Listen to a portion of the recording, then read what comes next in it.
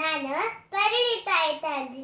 ನಾನಿವತ್ತು ಕಾಟ್ ಮಾವಿನ ಹಣ್ಣಿನ ಹಂಚಟ್ ಹೆಂಗ್ ಮಾಡೋದಂತ ಹೇಳ್ಕೊಡ್ತೀನಿ ಬನ್ನಿ. ಈಗ ಕಾಣಿ, ಇದು ಕಾಟ್ ಮಾವಿನ ಹಣ್ಣು ನಮ್ಮ ಮನೆಯಲ್ಲೇ ಅದು ಅಮ್ಮ ಹೆಕ್ಕಿಟ್ಟಿದ್ದಾಳೆ.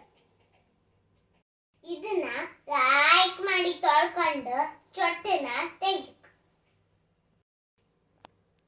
ಕಡಿಗೆ ಹುಳಪಳೆ ಅಂತ ಇತ್ತನ್ ಕಣ್ಕಂಡು ಅದು ರಸ ಎಲ್ಲ ಹಿಂಡ್ಕ.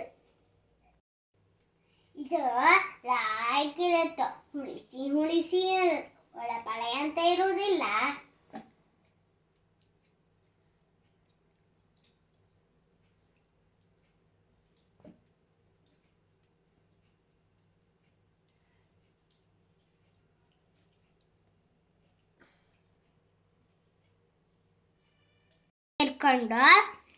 ಇದು ಎಷ್ಟಪ್ಪ ರಸ ತೆಗೆದಿಟ್ಕೊಳ್ಳಿ.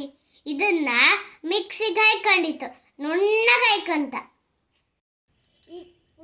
ನಾವು ಒಂದು ಟ್ರೇ ತಕೊಂಡಿತ್ತು, ಅದಕ್ಕೆ ಪ್ಲಾಸ್ಟಿಕ್ ಹಾಕೊಂಡ ಈಗ ಮಾಡ್ಕೊಂಡು ಇಟ್ಕೊಳ್ಳಿ ಮಾವಿನ ಹಣ್ಣಿನ ರಸ.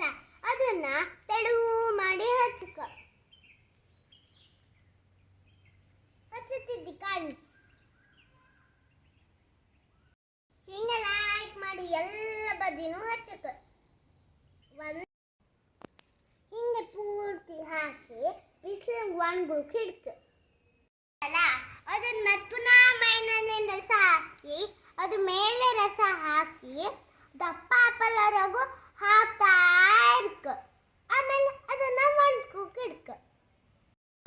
ಒಣಗಿದ್ಮೇಲೆ ಈ ಥರ ಎಪ್ಸು ಭತ್ತ ಅದನ್ನ ಕಟ್ ಮಾಡಿ ಫ್ರಿಜ್ಜಂಗಿಟ್ಟು ಅದನ್ನ ಸೌತೆಕಾಯಿ ಹೋಳಿ, ಮಾವಿನ ಹಣ್ಣಿನ ಸಾಸ್ನಿ ಮತ್ತು ಬರಿ ಬಾಯಂಗೂ ತಿನ್ಲಕ್ಕ ಒಳ್ಳೆ ಇರತ್ತೆ. ನೀವು ಮಾಡಿ ಕಾಣಿಕ ತಿಂತೆ ಕಾಣಿ.